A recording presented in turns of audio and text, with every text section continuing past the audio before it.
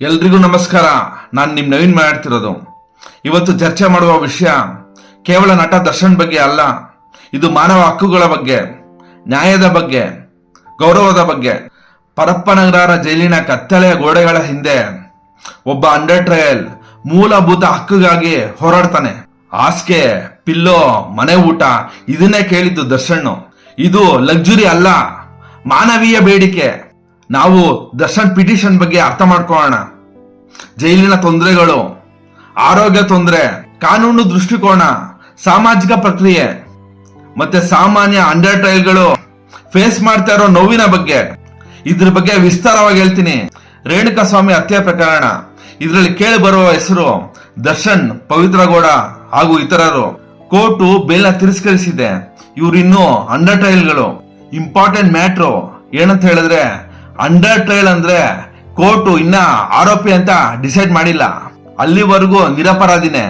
ಆದ್ರೆ ಜೈಲಲ್ಲಿ ಇವತ್ತು ಅವ್ರ ಪರಿಸ್ಥಿತಿ, ಅವರ ಆರೋಗ್ಯ, ಅವರ ಮಾನವ ಹಕ್ಕು, ಇದ್ರ ಬಗ್ಗೆ ನಾವ್ ಯಾರು ಕೇರ್ಲೆಸ್ ಮಾಡ್ಬಾರ್ದು. ದರ್ಶನ್ ಅವ್ರು ಹೇಳ್ತಾ ಇದಾರೆ, ನಂಗೆ ಆರೋಗ್ಯ ಸರಿ ಇಲ್ಲ, ಬ್ಯಾಕ್ ಪೇನ್ ಇದೆ, ಪಿಲ್ಲೋ ಕೊಡಿ, ಹಾಸಿಗೆ ಕೊಡಿ, ಜೈಲೂಟ ಸೇರ್ತಾ ಇಲ್ಲ, ಮನೆ ಊಟಕ್ಕೆ ಪರ್ಮಿಷನ್ ಮಾಡ್ಕೊಡಿ ಅಂತ. ಇದು ಸಾಮಾನ್ಯ ಮಾನವ ಕೇಳೋ ಹಕ್ಕು. ಕೋರ್ಟು ಅಪರಾಧಿ ಅಂತ ಹೇಳೋವರೆಗೂ ಪ್ರತಿಯೊಬ್ಬ ಅಂಡರ್ ಟ್ರಯಲ್ ಇರೋರು ನಮ್ ತರನೇ ಸಾಮಾನ್ಯ ಮನುಷ್ಯರು. ಆದ್ರೆ ಬೇಸಿಕ್ ಫೆಸಿಲಿಟಿ ಇಲ್ದಿರಾ ಬಲವಂತ ಮಾಡೋದು ಇದು ಸರಿನಾ?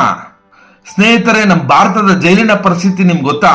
ಊಟ ಕ್ವಾಲಿಟಿ ಇರಲ್ಲ, ನೆಲದ ಮೇಲೆ ಮಲ್ಕೊಬೇಕು, ಮೆಡಿಕಲ್ ಫೆಸಿಲಿಟಿ ಸರಿ ಇರಲ್ಲ. ಇದು ದರ್ಶನ್ ಮಾತ್ರ ಅಲ್ಲ, ಸಾವಿರಾರು ಅಂಡರ್ ಟ್ರಯಲ್ ಇರೋರು ಈ ಕಷ್ಟನ ಡೈಲಿ ಎದುರಿಸ್ತಾ ಇದ್ದಾರೆ.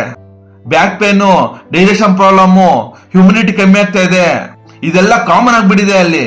ದರ್ಶನ್ ಅವ್ರ ಅರ್ಜಿ ಯಾಕೆ ಇಷ್ಟು ಮ್ಯಾಟ್ ಆಗುತ್ತೆ ಗೊತ್ತಾ?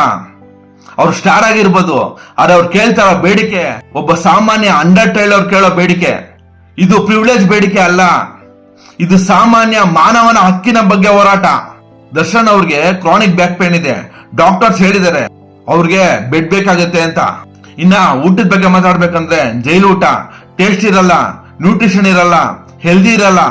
ದರ್ಶನ್ ಅವ್ರು ಕೇಳೋದು ನಂಗೆ ಮನೆ ಊಟಕ್ಕೆ ಪರ್ಮಿಷನ್ ಮಾಡ್ಕೊಡಿ ಅಂತ.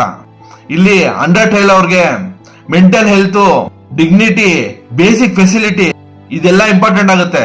ಇಮ್ಯಾಜಿನ್ ಮಾಡ್ಕೊಳ್ಳಿ, ನಿಮ್ ಅಣ್ಣನೋ ತಮ್ಮನೋ ಯಾರಾದ್ರೂ ಅಂಡರ್ ಟ್ರಯಲ್ ಆಗಿ ಜೈಲ್ ಹೋದ್ರೆ ಹಾರ್ಡ್ ನೆಲದ ಮೇಲೆ ಮಲ್ಕೊಬೇಕಾದ್ರೆ ಎಷ್ಟು ಕಷ್ಟ ಆಗುತ್ತೆ ಅವ್ರಿಗೆ.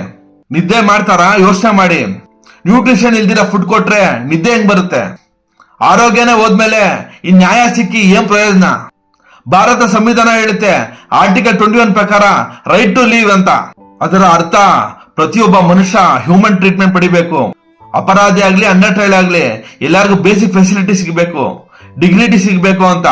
ಆರೋಗ್ಯ ಸರಿ ಇಲ್ಲ ಅಂತ ಹೇಳಿದ್ರೆ ಮನೆ ಊಟಕ್ಕೆ ಪರ್ಮಿಷನ್ ಕೊಟ್ಟಿದೆ ಕೋರ್ಟು. ಇದೇನ್ ಸ್ಪೆಷಲ್ ಕೇಸ್ ಅಲ್ಲ. ದರ್ಶನ್ ಅವ್ರ ಪಿಟಿಷನ್ ಕರೆಕ್ಟ್ ಆಗೇ ಇದೆ, ನ್ಯಾಯಕ್ಕೆ ತಕ್ಕಂತ ಬೇಡಿಕೆ ಅವ್ರು ಕೇಳಿರೋದು. ಆದ್ರೆ ನಾವು ಸಪೋರ್ಟ್ ಮಾಡ್ತಾ ಇರೋದು ಅವರೊಬ್ಬ ಸೆಲೆಬ್ರಿಟಿ ಅಂತ ಅಲ್ಲ, ಒಬ್ಬ ಸಾಮಾನ್ಯ ಮನುಷ್ಯನಾಗಿ.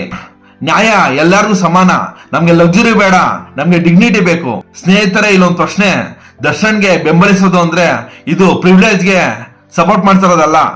ನೀವೇ ಹೇಳಿ, ದರ್ಶನ್ ಕೇಳ್ತಿರೋದು ಪಿಲ್ಲೋ, ಹಾಸಿಗೆ, ಮನೆ ಊಟ, ಇದು ಲಕ್ಸುರಿನಾ? ಇದು ಸಾಮಾನ್ಯ ಮನುಷ್ಯ ಕೇಳೋದು. ಕೋರ್ಟ್ ಇನ್ನೂ ಡಿಸೈಡ್ ಮಾಡಿಲ್ಲ ಅವ್ರ ಆರೋಪಿ ಅಂತ, ಅವ್ರು ಇನ್ನೂ ಸಾಮಾನ್ಯ ಮನುಷ್ಯರೇ. ಇವತ್ತು ನಾವು ದರ್ಶನ್ ಅವ್ರಿಗೆ ಸಪೋರ್ಟ್ ಮಾಡಿದ್ರೆ ಜೈಲಲ್ಲಿ ತುಂಬಾ ಜನ ಈ ಅಂಡರ್ ಟ್ರಯಲ್ ಅಲ್ಲಿ ಇರೋರ್ಗೆ ಸಪೋರ್ಟ್ ಮಾಡ್ದಂಗೆ. ಇದರಿಂದ ಎಲ್ಲರಿಗೂ ನ್ಯಾಯ ಸಿಗುತ್ತೆ. ದರ್ಶನ್ ಸ್ಟಾರ್ ಗಿರೆಲ್ಲ ಬಿಟ್ಟಾಕಿ ಒಬ್ಬ ಮನುಷ್ಯನಾಗಿ ನೋಡಿ. ಇದೆಲ್ಲ ಫೆಸಿಲಿಟಿ ಸಿಗೋದ್ರಲ್ಲಿ ಏನ್ ತಪ್ಪಿದೆ? ಜೈಲು ಗೋಡೆಗಳು ಕೇವಲ ಕಾಂಕ್ರೀಟ್ ವಾಲ್ ಅಲ್ಲ, ಅದು ನಮ್ಮ ಸಮಾಜದ ಪ್ರತಿನೋಟ. ಮೈಸೂರು ಜೈಲಲ್ಲಿ ರವಿ ಅಂತ ಅಂಡರ್ ಟ್ರಯಲ್ 8 ತಿಂಗಳು ನೆಲದ ಮೇಲೆ ಮಲ್ಕೊಂಡ್ರು, ನ್ಯೂಟ್ರಿಷನ್ ಇಲ್ದಿರ ಫುಡ್ ತಿಂದ್ರು, ಎಕ್ಸ್ಪೈರ್ ಆಗ್ಬಿಟ್ರು. ಇದು ಯಾರಿಗೂ ಗೊತ್ತಿಲ್ಲ. ನಾವು ಕೇಳ್ತಾ ಇರ್ತೀವಿ VIP ಟ್ರೀಟ್ಮೆಂಟ್ ಇದೆ ಅಂತ ಜೈಲಲ್ಲಿ ಅಂತ. ಯಾಕೆ ಸಂಜಯ್ ದತ್ ಕೊಟ್ಟಿಲ್ವಾ? ಮನೆ ಊಟ ಕೊಟ್ರಿ, ಬೆಡ್ ಕೊಟ್ರಿ, ಹಾಸಿಗೆ ಕೊಟ್ರಿ, ಪಿಲ್ಲೋ ಕೊಟ್ರಿ, ಸಪರೇಟ್ ಕಿಚನ್ ಕೂಡ ಕೊಟ್ಟಿದ್ರಿ. ದರ್ಶನ್ ಅವ್ರು ಕೇಳಿರೋದು ಲಕ್ಸುರಿ ಅಲ್ಲ, ಬೇಸಿಕ್ ಹ್ಯೂಮನ್ ಫೆಸಿಲಿಟಿ. ಇದು ಪ್ರಿವಿಲೇಜ್ ಅಲ್ಲ, ನೆಸೆಸಿಟಿ. ಪ್ರತಿಯೊಬ್ಬ ಅಂಡರ್ ಟ್ರಯಲ್ ಅಲ್ಲಿ ಇರೋರ್ಗೆ ಸಿಗ್ಬೇಕು. ದರ್ಶನ್ ಸಪೋರ್ಟ್ ಮಾಡ್ತಾ ಇಲ್ಲ, ಒಬ್ಬ ಕಾಮನ್ ಅಂಡರ್ ಟ್ರಯಲ್ ಅಲ್ಲಿ ಇರೋರ್ಗೆ ಸಪೋರ್ಟ್ ಮಾಡ್ತಾ ಇರೋದು. ಇದನ್ನ ನಮ್ ಸಮಾಜ ಇಗ್ನೋರ್ ಮಾಡ್ತಾ ಇದೆ. ಈ ದರ್ಶನ್ ಪಿಟಿಷನ್ ಬಗ್ಗೆ ಲಾಯರ್ ಆಗ್ಲಿ, ಡಾಕ್ಟರ್ ಆಗ್ಲಿ, ಸೈಕಾಲಜಿಸ್ಟ್ ಎಲ್ರು ಹೇಳೋದು ಒಂದೇ, ದರ್ಶನ್ ಅಂತಲ್ಲ, ಎಲ್ಲಾರ್ಗು ಬೇಸಿಕ್ ಫೆಸಿಲಿಟಿ ಸಿಗ್ಬೇಕು ಅಂತ. ಬೇಸಿಕ್ ಫೆಸಿಲಿಟಿಗೋಸ್ಕರ ಇಷ್ಟು ಫೈಟ್ ಮಾಡ್ಬೇಕಾಗತ್ತಾ? ಇನ್ನು ವಿಜಯಲಕ್ಷ್ಮಿ ಬಗ್ಗೆ ಹೇಳ್ಬೇಕಂದ್ರೆ ಅವರು ಮೆಂಟಲಿ ಎಷ್ಟು ಪ್ರೆಷರ್ ತಗೊಂಡಿರ್ತಾರೆ. ಫಾರಿನ್ ಜೈಲ್ ನೋಡಿ, ಸ್ವೀಡನ್, ನಾರ್ವೆ ಎಲ್ಲ ಮನೆ ಊಟಕ್ಕೆ ಪರ್ಮಿಷನ್ ಇದೆ, ಒಳ್ಳೆ ಫುಡ್ ಕೊಡ್ತಾರೆ, ಒಳ್ಳೆ ಹಾಸಿಗೆ ಒಳ್ಳೆ ಪಿಲ್ಲೋ, ಯಾರು ಕೇಳ್ಕೊಳೋ ನೆಸಿಟಿನೇ ಇಲ್ಲ. ಅದೇ ನಮ್ಮ ಇಂಡಿಯಾದಲ್ಲಿ ಎಲ್ಲ ಕೇಳ್ಕೊಬೇಕು, ಫೆಸಿಲಿಟಿ ಇಲ್ಲ. ಜೈಲ್ ಅಂದೇ ಪನಿಷ್ಮೆಂಟ್ ಅಲ್ಲ, ರೆಸ್ಪೆಕ್ಟ್, ಡಿಗ್ನಿಟಿ, ರಿಹಾಬಿಲಿಟೇಷನ್ ಸೆಂಟರ್. ಸುಮ್ನೆ ಯೋಚನೆ ಮಾಡಿ ನೋಡಿ, ನಿಮ್ ಅಣ್ಣನೋ ತಮ್ಮನೋ ಅಂಡರ್ ಟ್ರಯಲ್ ಅಲ್ಲಿ ಇರ್ತಾರೆ, 3 ವರ್ಷ ಆದ್ಮೇಲೆ ಕೋರ್ಟ್ ತೀರ್ಪು ಬರುತ್ತೆ ನಿರಪರಾಧಿ ಅಂತ. ಅವ್ ಹೆಂಗಿರುತ್ತೆ?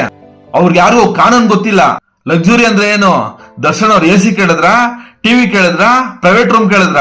ಕೇಳ್ತಾ ಇರೋದು ಬೇಸಿಕ್ ಫೆಸಿಲಿಟಿ, ಹಾಸಿಗೆ, ಪಿಲ್ಲೋ, ಮನೆ ಊಟ. ಇದು ಬೇಸಿಕ್ ಹ್ಯೂಮನ್ ರೈಟ್ಸ್. ದರ್ಶನ್ ಒಬ್ರೇ ಅಲ್ಲ, ಅಂಡರ್ ಟ್ರಯಲ್ ಅಲ್ಲಿರೋ ಎಲ್ರಿಗೂ ಇದೇ ಫೆಸಿಲಿಟಿ ಸಿಗ್ಬೇಕು. ನೀವೆಲ್ಲರೂ ಸಪೋರ್ಟ್ ಮಾಡಿ, ಕಾಮನ್ ಮ್ಯಾನ್ಗೆ ಇದರಿಂದ ಒಳ್ಳೇದಾಗುತ್ತೆ. Justice for one, justice for all. ನಿಮ್ಮೆಲ್ರಿಗೂ ಈ ವಿಡಿಯೋ ಇಷ್ಟ ಆದ್ರೆ ಲೈಕ್ ಮಾಡಿ, ಕಮೆಂಟ್ ಮಾಡಿ, ಶೇರ್ ಮಾಡಿ.